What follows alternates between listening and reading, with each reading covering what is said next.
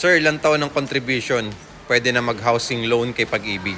So, ang kailangan lang po natin, sir, is 24 months contribution and then qualified na po tayo makapag-Pag-ibig housing loan.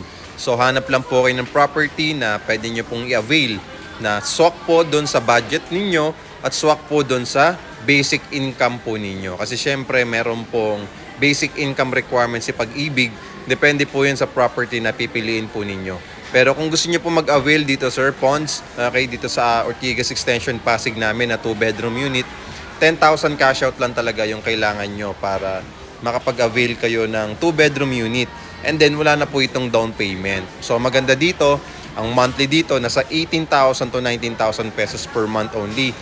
Lifetime ownership na siya, no hidden charges, and then kami pang bahala mag-process ng loan mo kay Pag-ibig. Within 30 days process, pwede na po kayo makalipat.